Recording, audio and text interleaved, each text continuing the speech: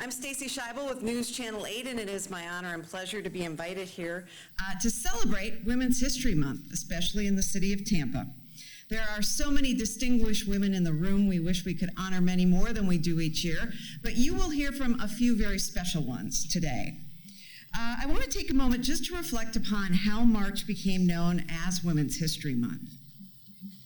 40 years ago, in March of 1980, the National Women's History Alliance was formed to honor the accomplishments of all women. In 1987, Congress formally declared the month of March Women's History Month. 10 years later, the city of Tampa established Women's History Month, a committee, and each year this committee recognizes an outstanding female employee with the Josephine Howard Stafford Memorial Award. Now, the recipient of the award is chosen based on her merits as well as her embodiment of the National Women's History Project theme. The 2020 theme is Valiant Women of the Vote. And our keynote speaker today, we all know her. She is the Honorable Pat Frank.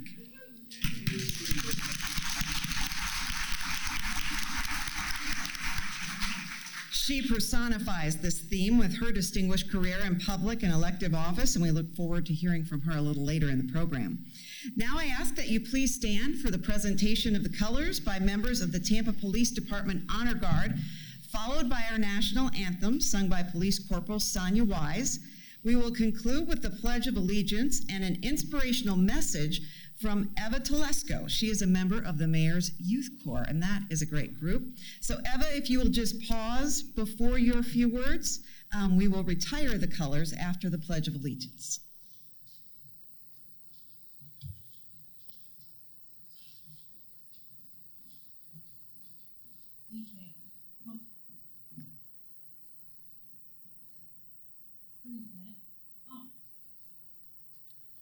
Oh, say, can you see by the dawn's early light what so passionately held at the twilight's last gleaming, whose broad stripes and bright stars through the perilous fight over ramparts we watched were so gallantly streaming, and the rocket red glare, the bombs bursting in air, gave proof through the night that a flag was still there. Oh, say does that star-spangled banner yet wave o'er the land of the free and the home of the brave.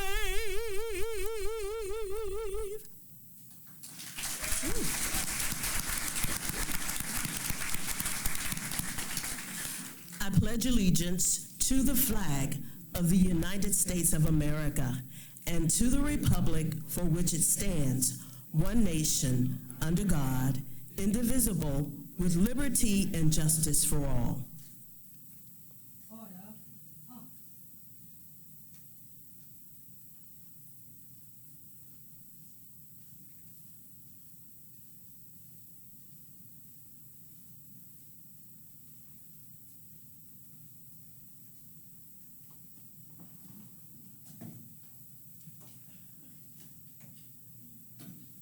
In the words of Reverend Jude Geiger, Spirit of renewal, God of many names, and one transforming and abundant love, we turn this month in our nation's life to reflect upon the stories, the heritage, and the struggles of women throughout the ages. We seek to learn from all those voices that have been left unheard. May we pause before the silences of the ages, find who has been left out, and craft new ways of inclusion for every weak and every month. May this spiritual practice bring out the voices of all those struggling, all those left apart. May we let go of our assumptions and cold comforts of what is the normal to live by, unless it be a standard that is rooted in compassion and inclusivity in diversity. May this month of reflection teach us to search from those stories that are different from our own. Mother of possibility, in the finding we may come to know ourselves changed. Renewed where we are dry, hopeful where we are lost, and open where we are shut. Thank you.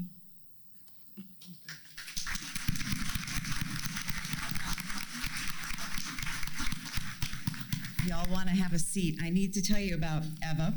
She is a member, as I mentioned, of the Mayor's Youth Corps, class of 2020.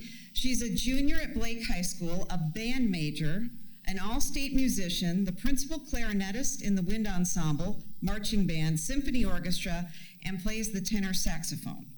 She enjoys advocating for people with disabilities. She is chapter president of Best Buddies at her school. She's vice president of the Key Club, the historian of class council, and a member of the National Honor Society. And over the summer, she was accepted to the Harvard pre-college program, in which, yes,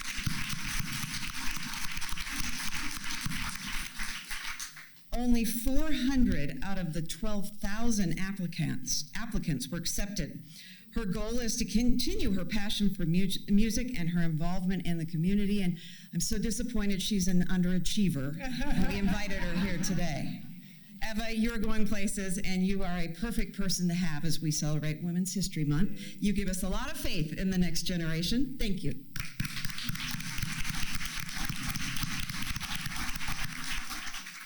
Well, the theme this month is Valiant Women of the Vote, and it celebrates the 100th anniversary of women's suffrage. The 19th Amendment guarantees and protects women's constitutional right to vote, and it is thanks to the effort of the women who came before us that this amendment was passed. 100 years ago, in 1920, life was very different in Tampa. There were no women in public office and very few, if any, women working for the city. In fact, a woman wouldn't serve on Tampa City Council until 1971, and a woman would not serve as our mayor until 1986. We've come a long way. Today, the city of Tampa has 1,186 female employees.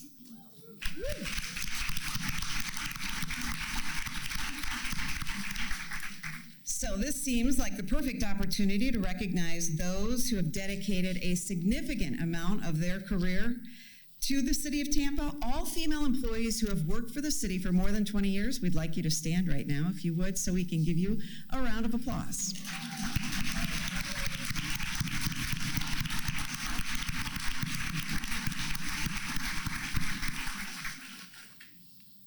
Your service is appreciated. Yours too, Jane. We now want to acknowledge our elected officials. It's a long list, which we're pleased with. These are special guests and dignitaries that are here today. If you feel like standing, you're welcome to do so. If not, we'll just give you a round of applause. Louis Vieira, City Council. Guido Maniscalco. That's always a hard one for me. I like Barbara Tripp better. That's easier. She's a former honoree. John Bennett. He is City of Tampa Chief of Staff.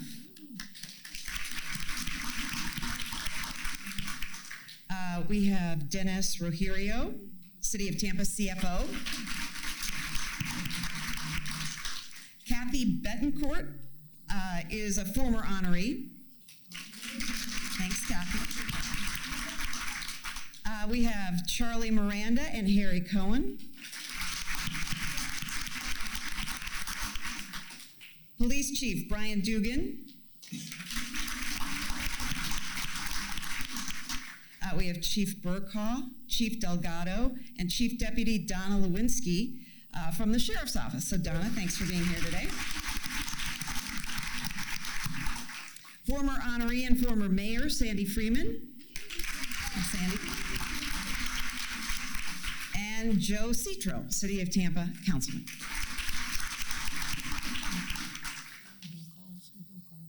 I see Bill Carlson in the back. You need to come to the front if you want to be recognized, Bill. Just kidding. Good to see you again, Bill.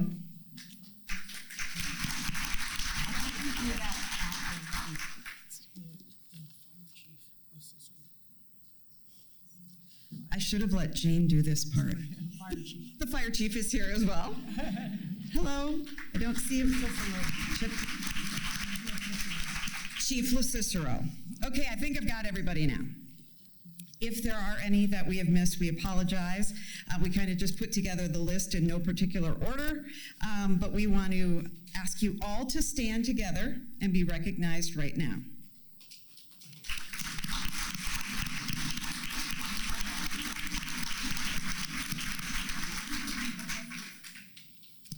Well, there have been 23 recipients of the Josephine Howard Stafford Memorial Award, and we would now like to recognize all of the former honorees who are present today, including any members of Josephine Howard Stafford's family.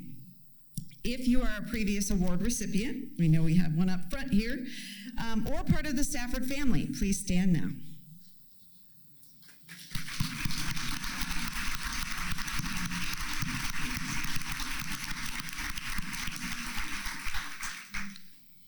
We also want to recognize the founder of the Women's History Month Committee, that's Jeanette LaRusso Fenton, and it was thanks to Jeanette's vision and initiative that this committee was actually established. Please stand, Jeanette, so we can recognize you.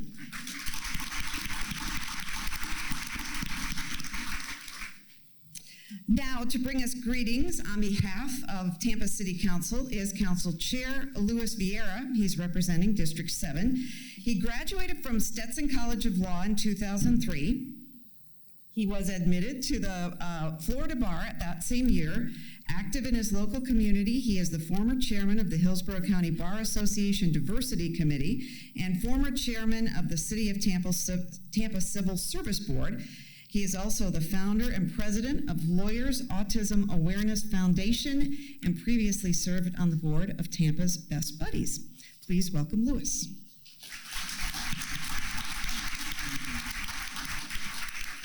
Thank you very much. It's a real honor to be here today. I wanted to also, again, recognize my colleagues, Councilman Maniscalco, Councilman Citro, Councilman Miranda, and Councilman Carlson, who are here and presenting this commendation with me. This is a very, very special event here today where we honor really trailblazers, and we're really lucky in this time in the city of Tampa to have a mayor who is a trailblazer, not only in her political capacity, but in her capacity with over 30 years commitment and service to Tampa Police Department, a real trailblazer. We honor so many women in the past who fought for the right to vote, not only 100 years ago with the passage of the 19th Amendment, but 50 years later when great names like Harriet Moore, Coretta Scott King, Fannie Lou Hamer, and so many others would continue the work in completing what was begun 50 years prior to that. And we're so lucky here in the city of Tampa and Hillsborough County to have so many great, strong women, people like Pat Frank, people like Mayor Sandy Freedman, people like Kathy Castor, Betty Castor, the late great Phyllis Basansky, Mary Figg, and so many others who have stood strong in troubled times and have always done the right thing. And we especially honor here our friend, that consummate professional and civil servant, Jean Duncan, who I can tell you as a city councilman, she is such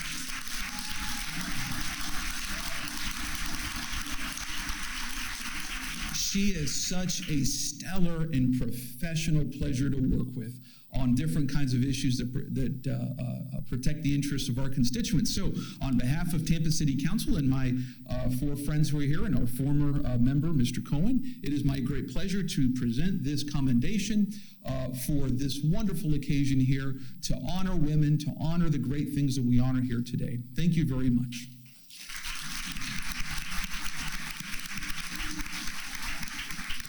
Thank you. It's now my honor to introduce the mayor of Tampa, who is a previous recipient of this award. She is the 59th mayor of the city of Tampa. She's a Tampa native who graduated from Chamberlain High School and the University of Tampa. Upon graduation, she joined the Tampa Police Department and worked her way up from beat cop to being Tampa's first female chief of police.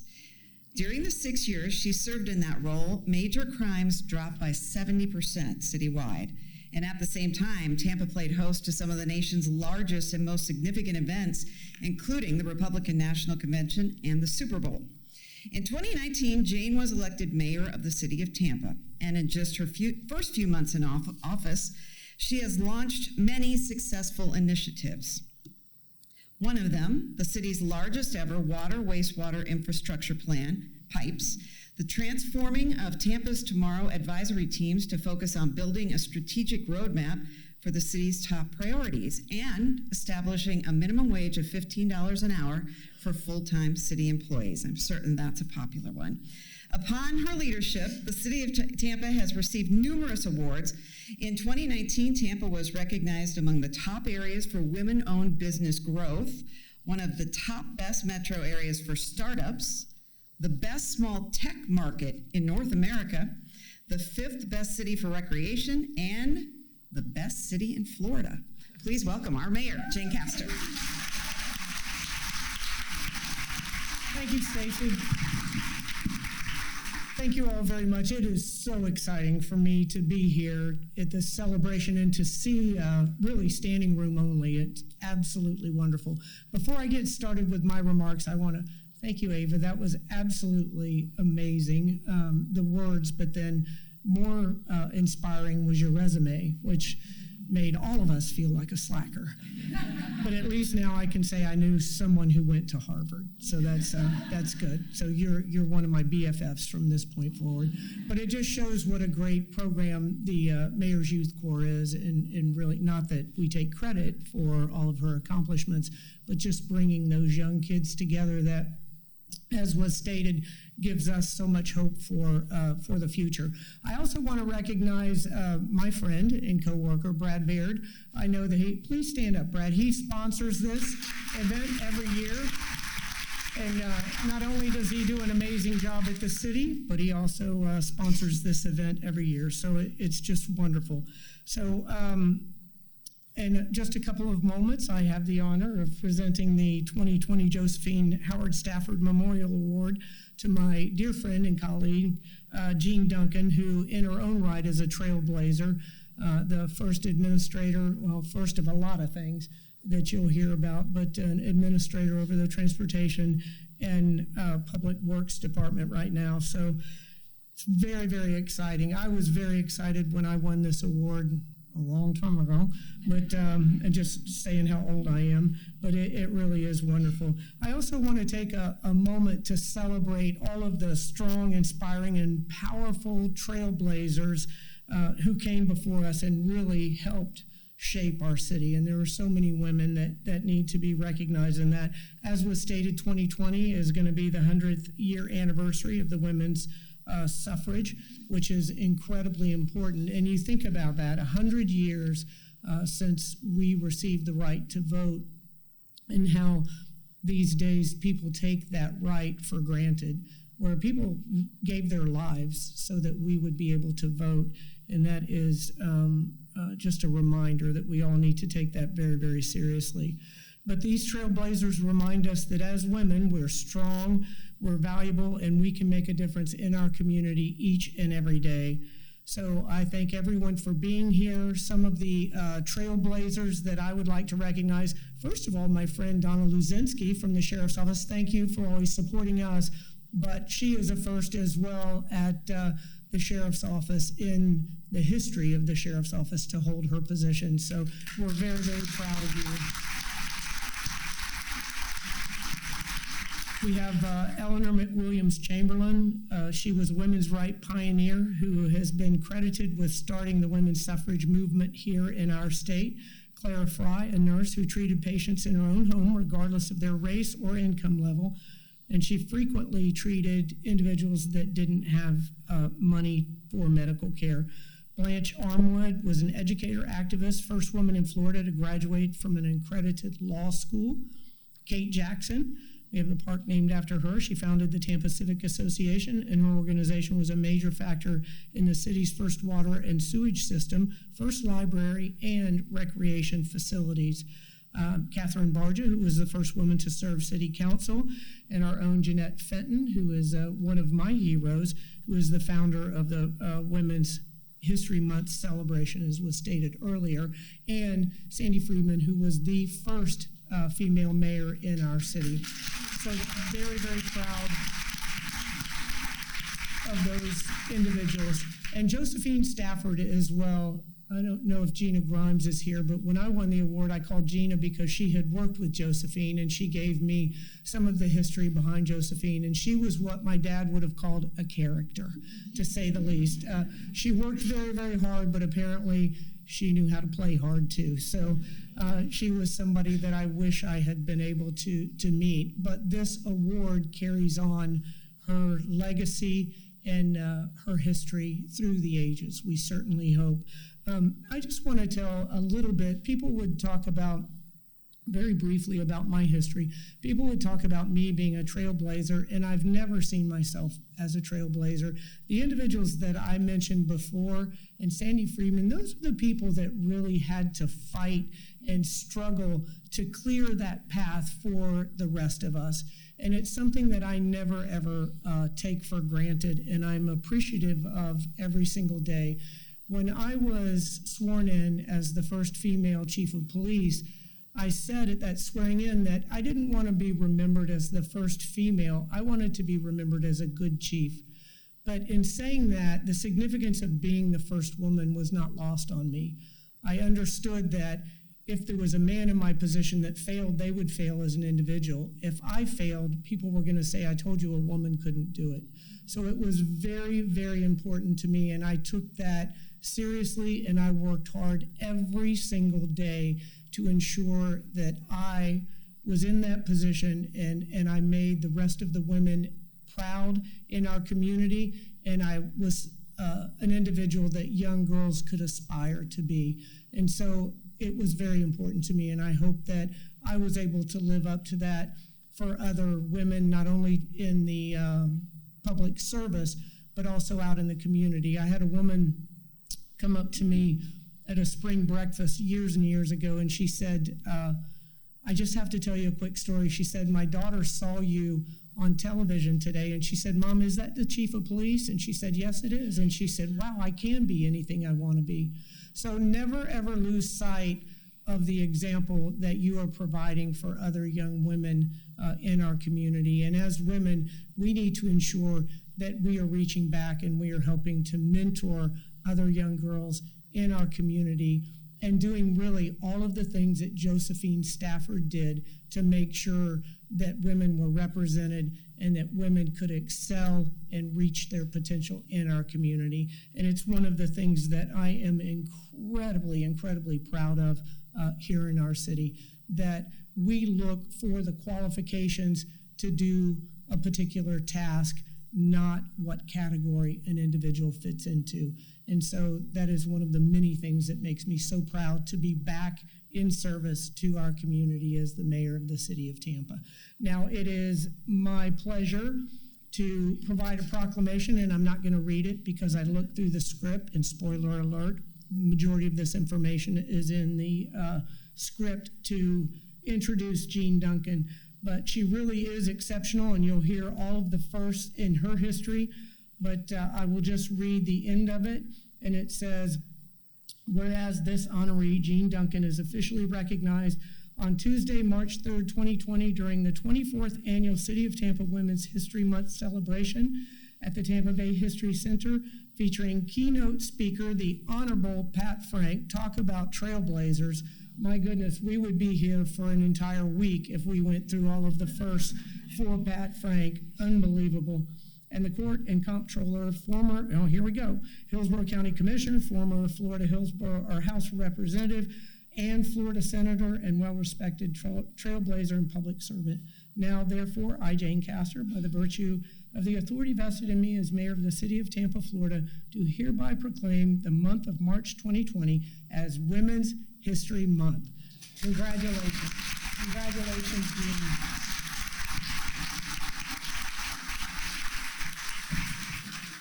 Thanks, Jane. Well, you kind of parlayed into this as you talked about some of the wonderful women who work for the city and in the county. The city of Tampa is fortunate to have so many talented female employees that we want to take time to recognize some of the women who are trailblazers within their own departments. So if you would please turn to the screen, we have a brief presentation.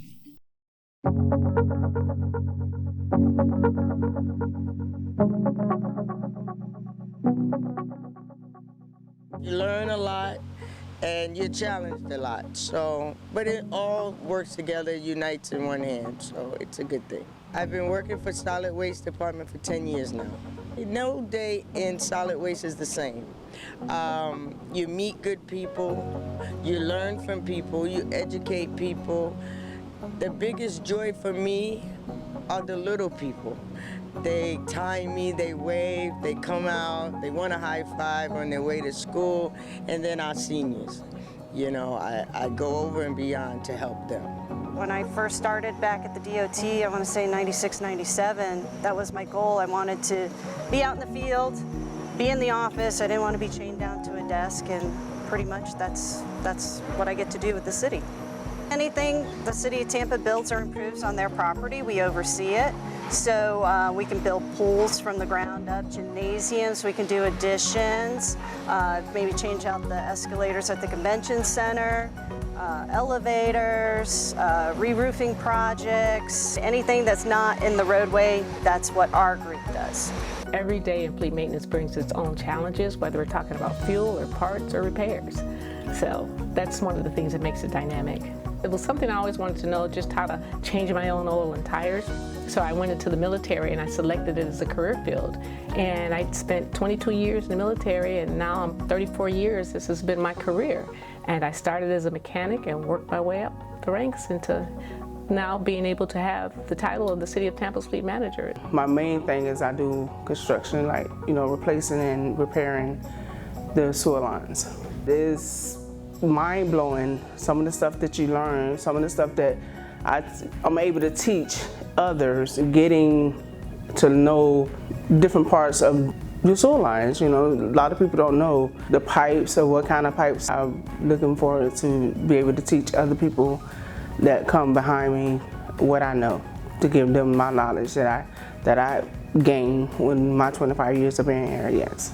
We are putting in a new 6-inch water main and new service meters on a few different streets. I love being outside. I love being able to interact with the community and the citizens.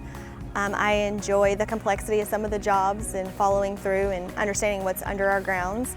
I just hope to continue to grow within the city. I love my job and I hope to be here for a while.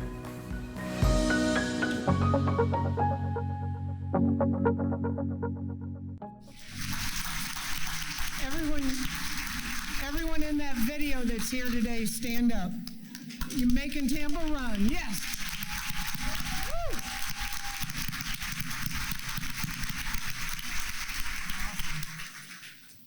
I think we might have some characters in that row, too. I get that feeling. Well, it's now time for a very special part of our program, and that is the presentation of the Josephine Howard Stafford Memorial Award. It was established to honor a current or former City of Tampa female employee who demonstrates outstanding commitment to her position and the community. The award recognizes a woman who has made great strides in her profession, and it is given in honor of Ms. Stafford, who devoted 24 years, as you heard earlier, as an assistant city attorney in Tampa. She was an advocate for women's issues, both professionally and in the community. And in 2015, she was inducted into the Hillsborough County Women's Hall of Fame. This year, 10 talented women were nominated for this award, and we'd like to recognize all of them. If you're here and were one of the nominees, would you please stand? Yeah, there we go.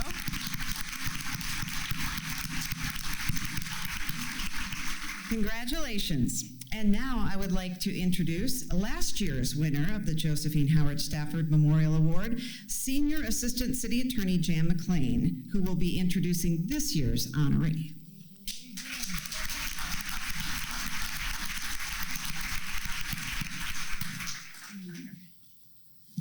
Good morning, everyone. Wow, this is a great crowd.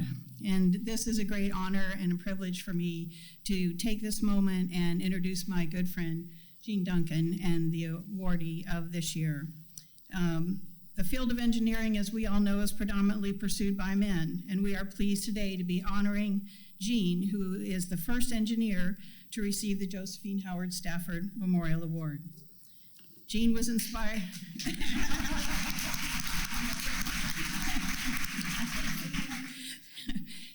Miss Stafford would be proud. Jean was inspired to become an engineer by her late father, Mr. Francis Ruck, whose career included being integral part of the construction and design of the Panama Canal. After graduating from the University of South Florida with a Bachelor of Science degree in civil engineering, Jean started her career with the city of Tampa in 1984 as a stormwater design and planning engineer. Stormwater. She was managing capital improvement projects. Subsequent to that, she received her Master's of Science degree in Engineering Management from the University of South Florida in '88.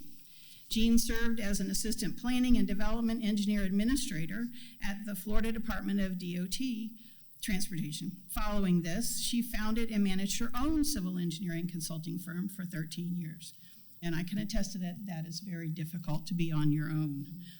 Jean returned to the city of Tampa in 2003 and has since demonstrated superior leadership abilities. In 2009, Mayor Iorio appointed Jean as manager of the Transportation Division, and in 2014, she was appointed by Mayor Buckhorn as the Director of Transportation and Stormwater Services. She is the first and only female departmental director under the Public Works and Utility Services umbrella. With Jean's leadership, key initiatives were implemented, such as the first Transportation Summit, as well as the first Engineer and Training Program. Registered as a licensed professional engineer with the state of Florida, Jean holds memberships with the American Public Works Association, the University of South Florida Alumni, and the American Society of Engineers. She received a commendation from the Tampa City Council for her efforts on the City of Tampa's Bike Walk Plan, as well as multiple awards from the Hillsborough County City-County Planning Commission. In 2013, Jean received the Exceptional Performance Award in Safety from the American Public Works Association for her work in the 2012 Republican National Convention.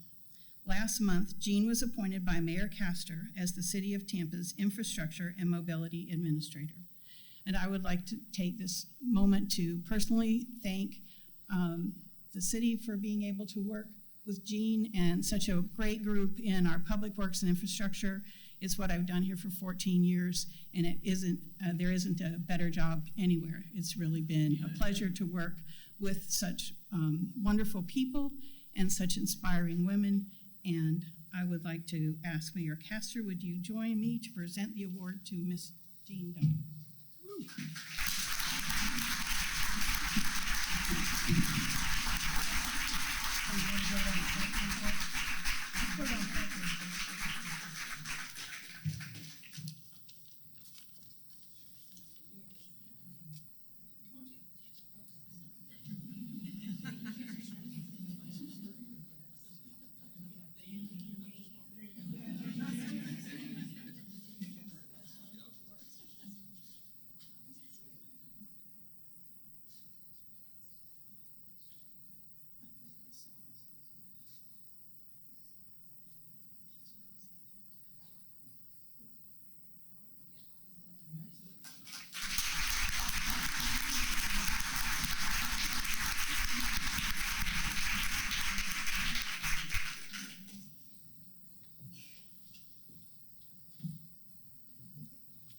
Wow.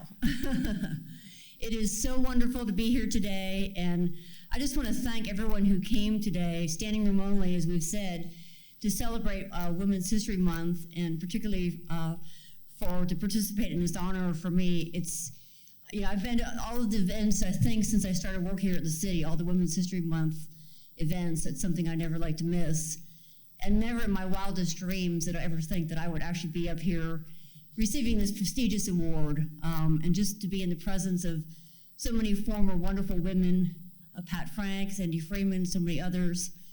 I saw Debbie Stevenson out there, it's just really an honor. I really am without words. And if anyone knows me, you never want to give me the mic, because I usually have to be drug away from it, but today I'm just sort of at a loss for words, which doesn't happen too often. But I definitely want to start out and say thank you so much to Mayor Castor. Mayor, I just appreciate so much you allowing me to continue to work under your administration and under your leadership. I'm going to have to get roller skates to keep up with you, or maybe I'll go for a scooter instead, since there's plenty of them laying all over the sidewalks out there. Sorry about that. And I also want to thank our Chief of Staff, John Bennett. As many of you know, John was a former chief with our police department. I did get to work with him during the Republican National Convention.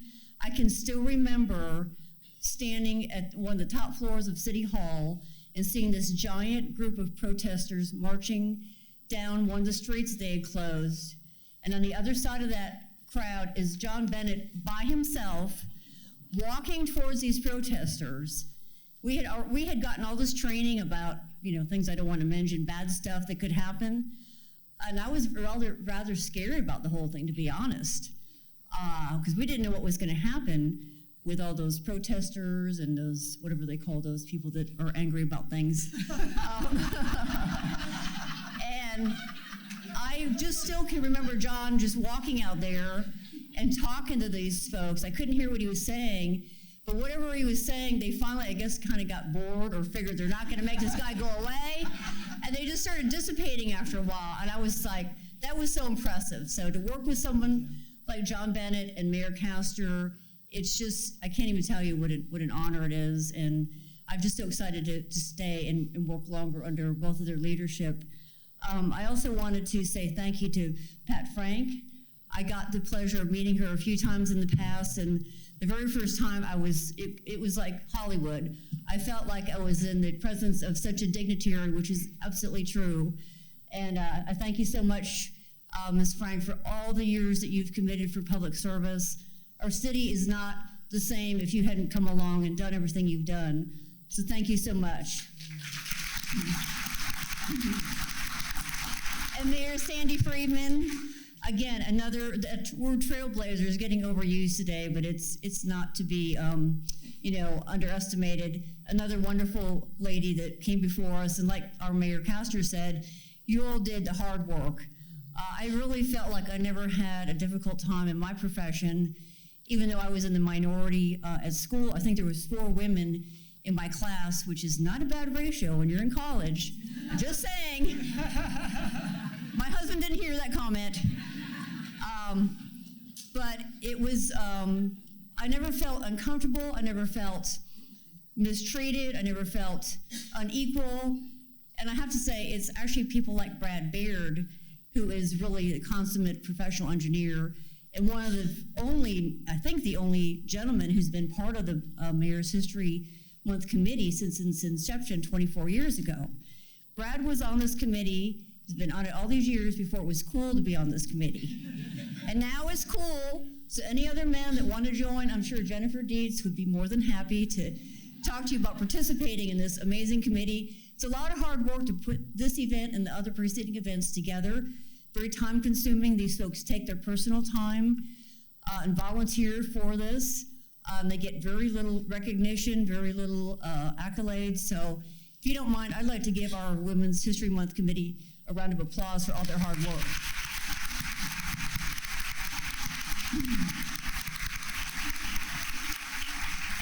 And I also want to congratulate the other nominees that I know not all of them are here, but a few are.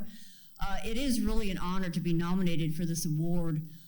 When you think about the meaning of it, the very few women that are given the award, and the values that Josephine Stafford stood for, it's quite an honor. And I have to say, I don't believe I'll have any other honor in my life as far as a professional award besides receiving this. So again, I'm so humbled and I'm so thankful for the recognition. If I also could just mention a couple special people. There's that term, it takes a village. Well, it doesn't really take a village. If you have Pete Brett and Bertha Mitchell, that's all you need. They will get her done.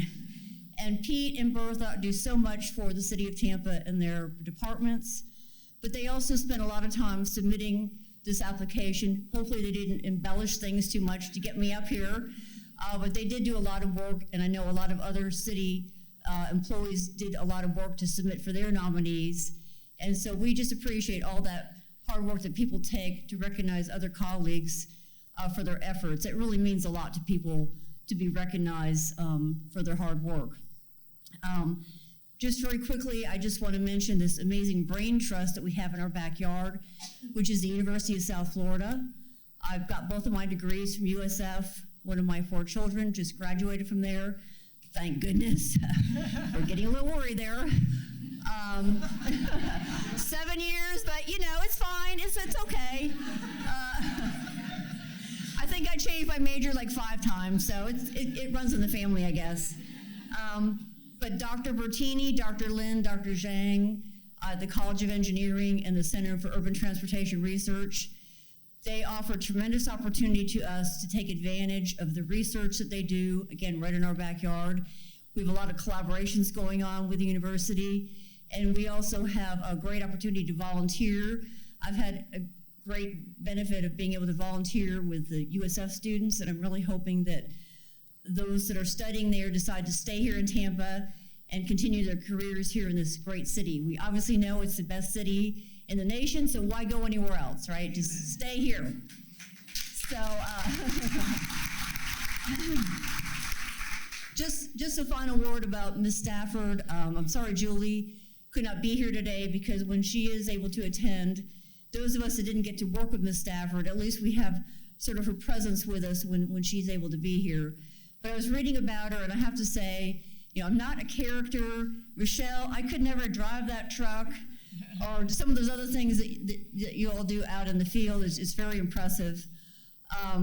But I have to say that a lot of the comparisons I felt with Ms. Stafford was that she really cared. And that's really one thing that I feel for myself personally. I really do care about the employees. I care about the city. I care about my job performance. And so if you can care about something and have passion, then you're in a good place. And so I feel like I'm in a really good place. So thank you all very much. I appreciate this very much.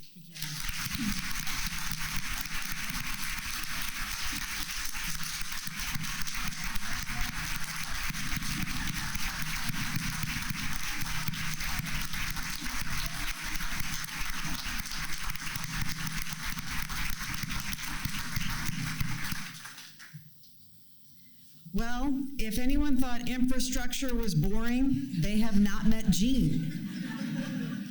She's a character. I like all these characters. And Kathy Castor has also sent along her honor to congratulate you for receiving the Stafford Memorial Award, named after the City of Tampa employee and pioneer for women's issues. I won't read the whole thing either, but on behalf of the constituents of the 14th Congressional District, she wants to congratulate you for this prestigious recognition and for serving as an inspiration to all of those in public service.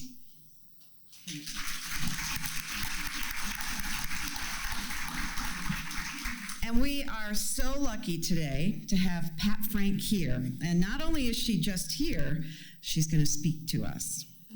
She is our keynote speaker, and let me just, we could, like Jane said, could go on for days about all of her accomplishments, but some of it, as I was reading through it, things I didn't know that are amazingly impressive. She was the first woman admitted to Georgetown University School of Law. She was among the first women admitted to the University of Florida, where she got a bachelor's degree in finance and taxation. She was elected to the Hillsborough County School Board in 1972. She was a forceful advocate there for desegregation. In 76, she was elected to the Florida Senate, where she served until 1988. Among the pieces of legislation she sponsored were the ERA, the Florida Commission on the Status of Women, and mandatory kindergarten in public education. Elected to the Hillsborough County Board of County Commissioners in 1998, Pat Frank was elected chairwoman by her colleagues in bipartisan votes for 3 consecutive years, and she was reelected to the County Commission in 2002. In 2004, she was elected Clerk of Court and Comptroller for Hillsborough County, and since then, she has overseen a digital revolution that has transformed the office, switching from paper files to electronic files. The office has been recognized during her tenure for improved customer service and increased efficiency, and we're all for that in county government, right? The recipient of, get this, 50 Humanitarian Leadership and Service Awards, 50. She was the first woman elected the most effective first-term member by the Florida House and the first woman nominated most respected senator. Please welcome the Honorable Pat Frank.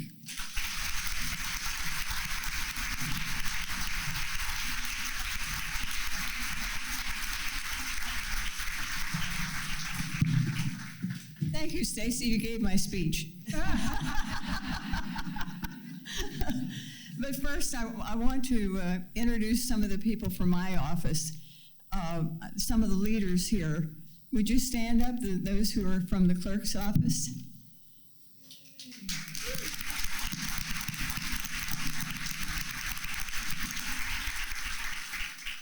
And I want to point out to you that if we had all of the women who work in the clerk's office here, we couldn't run the courts, because we have almost 80% of our employees are women.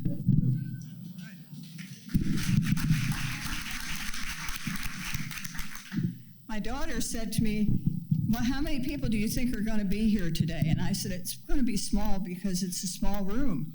Wow, was I wrong? And people are still standing. If you want to leave in the middle of my speech and it gets too long, I won't be embarrassed, because I hate to see you continue to stand. Let me say that when I was born, it was 9 years after the passage of the 19th Amendment, giving women the right to vote. 9 years later only.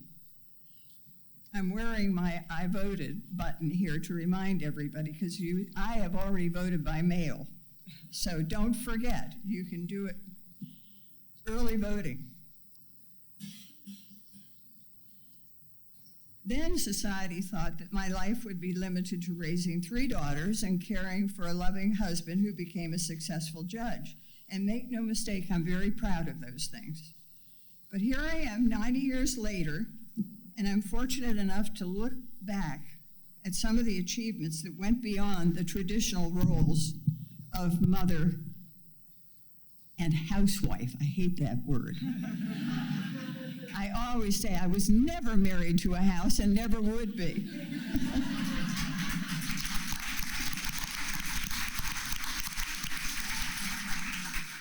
And I want to tell you one other thing that I said. When a lobbyist came into my office as senator and he said to me, honey, let's talk about this. And I said, honey, just call me. Don't call me honey, baby, just call me senator.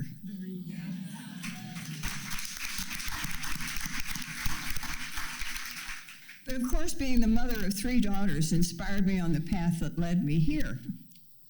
I told all of them to get an education and not to rely on a man.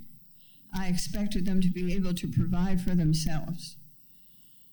That's why I took an interest in their education. What I discovered was very disturbing to me, and I soon started attending Hillsborough County School Board meetings. I was the one in the back of the room, like Elizabeth Warren, wanting to say what they were saying wrong. And I was very upset because some of the African Americans who were in the room, and this was just as we were anticipating going through desegregation, they weren't being recognized. And I finally screamed out, let Bob Gilder speak, who he was a leader in the community. And I decided to correct this situation, and I ran for the school board. I saw what schools were. They were desegregated and not separate, but equal. They were not equal. My daughter ended up, and Courtney's over here. Courtney, would you please stand up?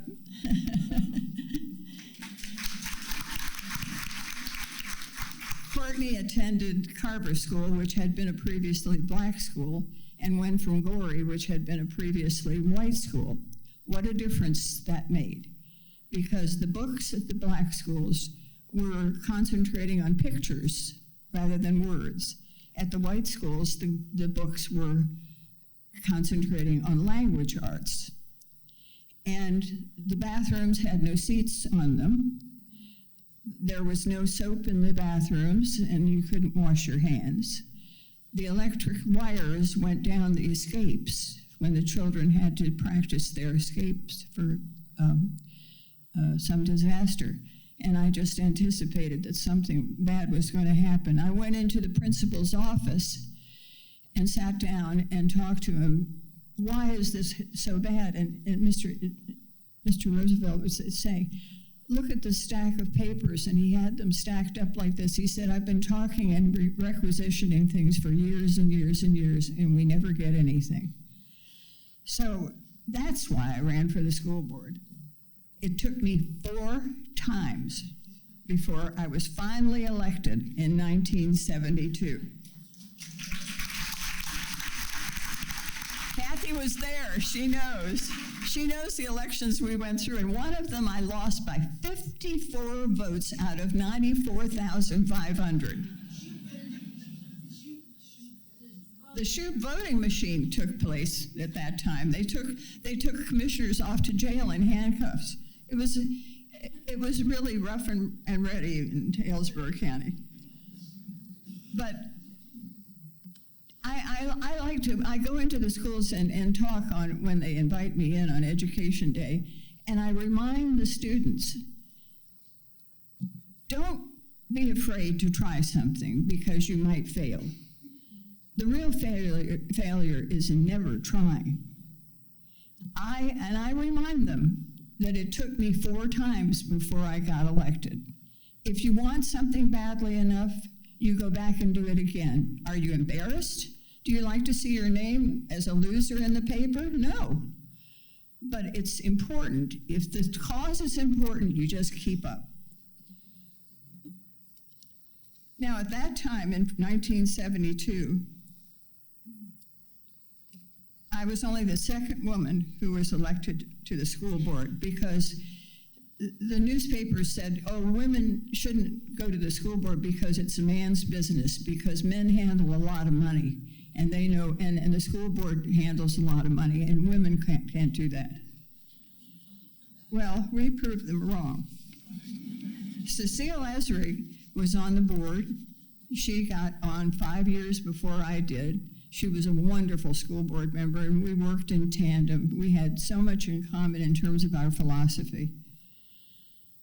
I was used to operating in a male-dominated world because I was in the very first class, as was said, of women admitted to the University of Florida. It was in 1947, and I decided to major in finance and taxation. Not many girls did that. They went into teaching or nursing. And after graduation, I got a job as an economist in the Antitrust Division of the Department of Justice in Washington. And I quickly decided that I wanted to go to law school. So I walked down the street because I'd been in a Catholic school for 4 years, and I liked Georgetown. It was a Catholic school, and I knew they had good education. And I walked into the office, and I said to the women who were there that I wanted to go to law school, and there were 2 women in there, and their papers started to shake. And they said, oh, we've got to talk to Father Lucy. I said, Father Lucy? Who's Father Lucy? Well, he was the prefect of the law school, and he came down to meet me, and we talked for quite a while, and I filled out the form and went away, and I thought, well, probably not, that's not going to work. I didn't know there weren't any women there. Nobody told me, and he didn't tell me, and the women didn't tell me. But I got home, and I got the letter of acceptance. So here I was.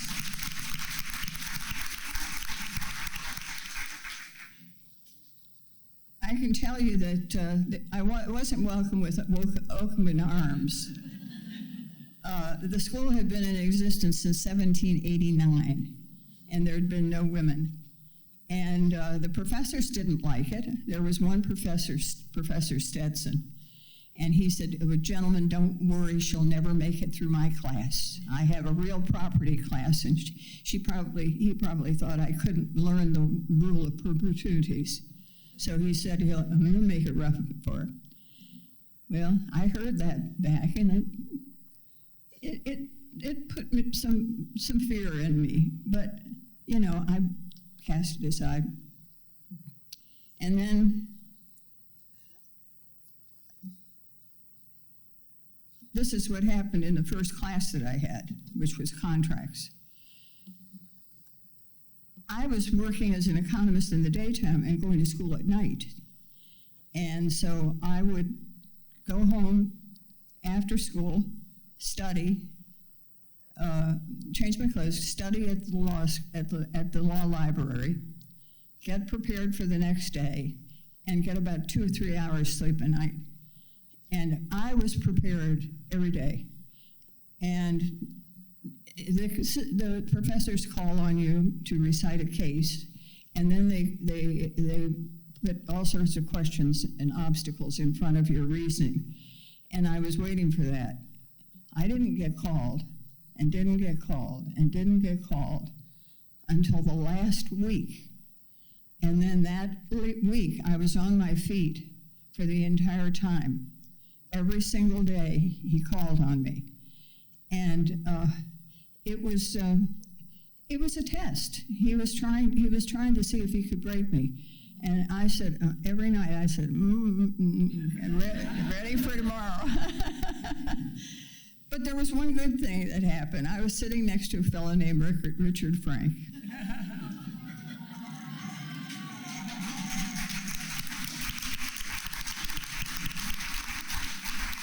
And he said to me, how would you like to go out and study and drink beer, and drink some beer? And I said, sure. And he said, well, get a date and come along. I said, oh my gosh, this is really a guy. So I went home, I changed my clothes, I was ready to go back to the law library, and I got the telephone call, I'm downstairs, where are you?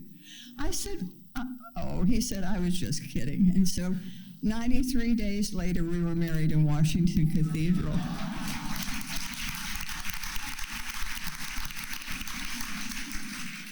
I left law school because Richard's GI Bill expired, and I had lost my job at the Justice Department in a reduction in force that President Eisenhower imposed, and I was the last in and the first out.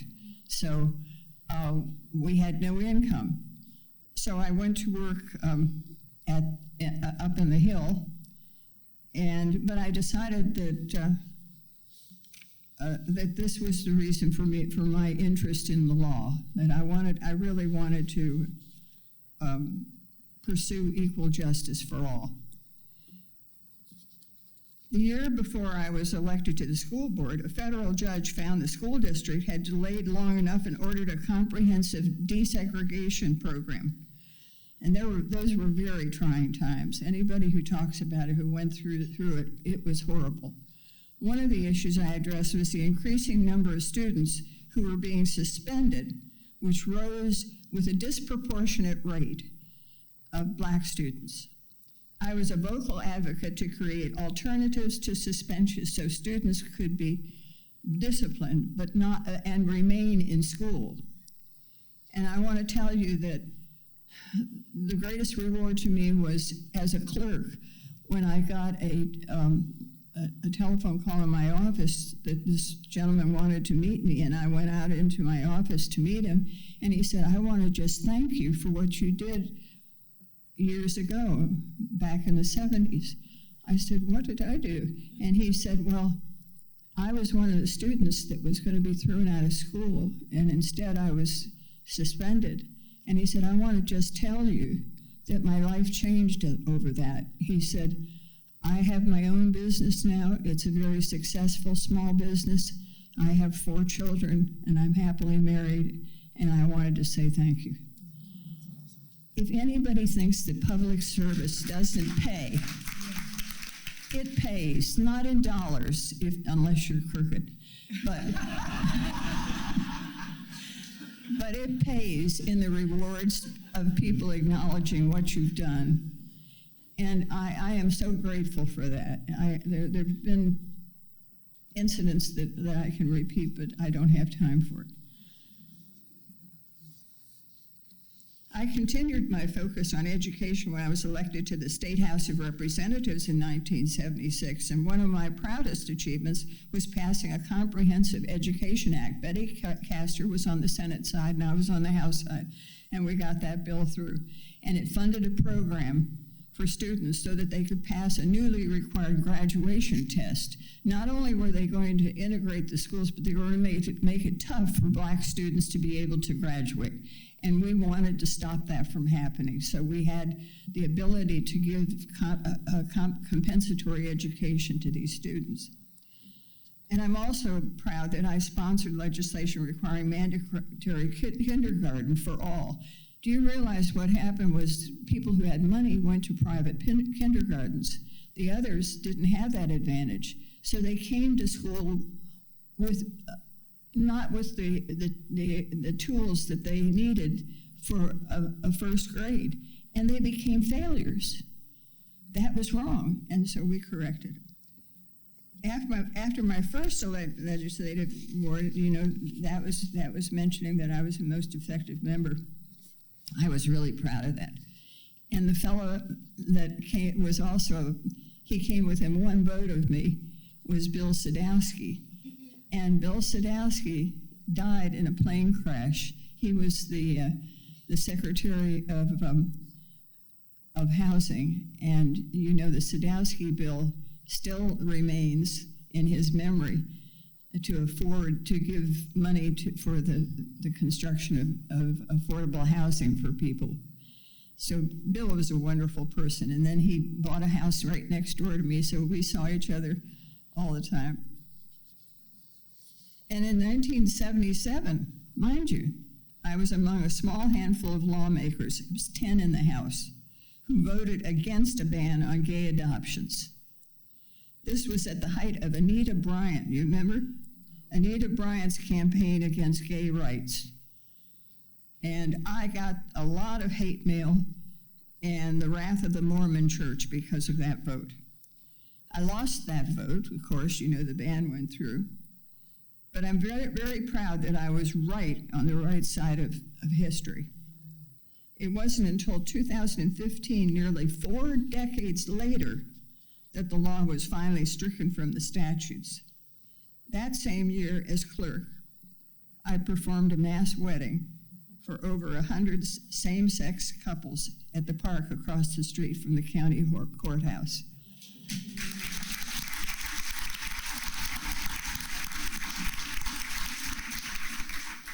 And I was going to go to jail if I had to over that one. I was waiting for the decision of the court to come down the right way, but I was ready for it. In 1978, I was elected to the state senate, replacing Betty Castor. The election turned on one major issue, passage of the ERA. With my election and the election of 3 other ERA supporters, passage seemed secure. We thought we had it made. That's until 2 male senators who had pledged to vote for it, switched sides. One was Guy Spicola from Hillsborough County. Here we are, 42 years later, and we're still waiting for the Florida legislature to approve it. I did, however, successfully sponsor and pass the Commission on the Status of Women. Let me tell you how that got passed. Mary Grizzle was a Republican senator from Pinellas County, and we were bipartisan getting the bill through. And we went to the Judiciary Committee, and I spoke for its passage, and the chairman was Billy Joe Risch, who was sort of out of the woods with a sheet on. And he said to me, well, what do we have for men? Do we have a commission for men? And I said, yes, you do. And he said, well, what's it called? And I said, the Florida Senate. We got it passed. One of my proudest legislative achievements was the creation of the organ donor program. Countless lives, surely in the many thousand, have been saved thanks to that simple approach of allowing people to designate on their driver's license that they are an organ donor, and I hope you all think about that. Another accomplishment was passage of the 1985 Growth Management Act.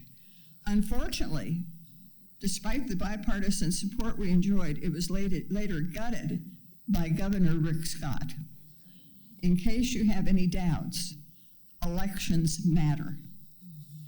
I served in the Florida Senate until 1988. 10 years later, in 1998, I was elected to the Hillsborough County Commission, and as was said, I was elected chairman, bipartisan votes, 3 consecutive years, which was historic at that point. The person before me had been Ellsworth Simmons.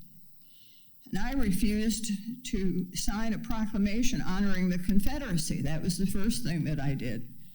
Because what they did was they'd pass around proclamations to the commissioners that were blank. And then they'd bring up the subject, and you had to sign the thing. And I said, And I told them that 3 years ago, when they voted to remove the Confederate monument from the front of the old county courthouse, the Civil War is a burden of history we should never forget, but never celebrate. In 2004, when most people my age were retired, I was elected clerk of the court and comptroller. I've held a lot of policy-making posts, but had never been in an executive position.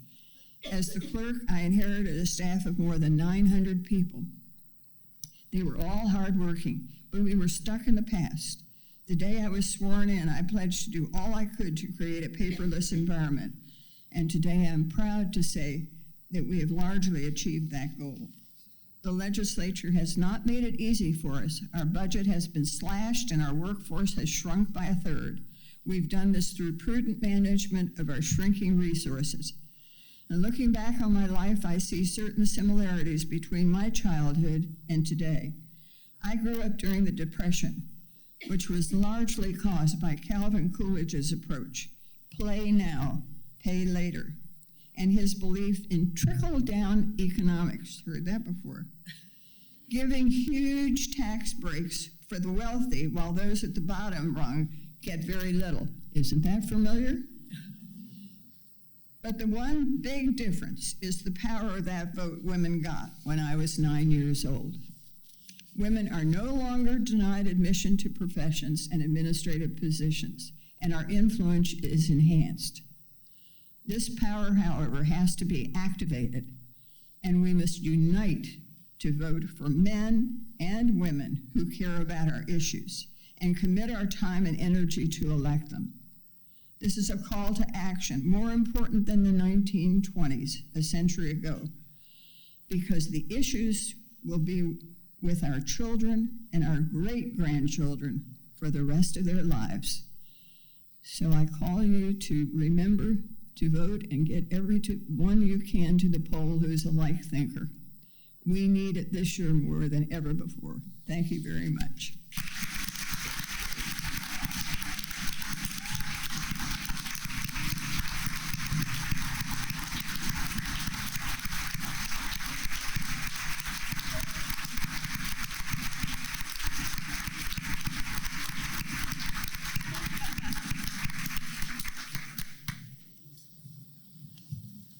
Thank you, Pat. Always terrific to hear from you.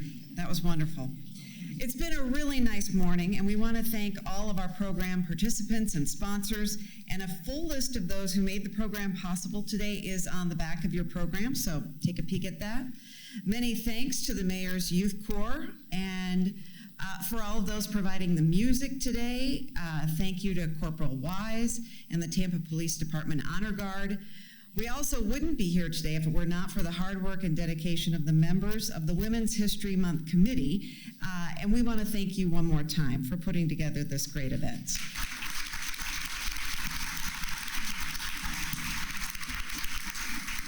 And this month, the City of Tampa's Archives and Records Division has partnered with the Henry B. Plant Museum to install an exhibit on women's history inside the Mascot Room that's located on the first floor of Old City Hall. It will be available for public viewing throughout the month of March. Also, through March, you can help women re-entering the workforce by donating clean, gently worn suits, work attire, and accessories for the Dress for Success organization. There are 12 different drop-off donation locations, and there is a display at the table at the back of the room if you'd like to participate in that. Finally, the Women's History Month Committee is pleased to provide parking vouchers if you parked in the Pam Iorio garage. The vouchers are available as you exit from members of the Mayor's Youth Corps. So again, thanks to Pat Frank, congratulations to Jean Duncan, thank you to the mayor and everyone else who came today and made this event so special. Have a great day.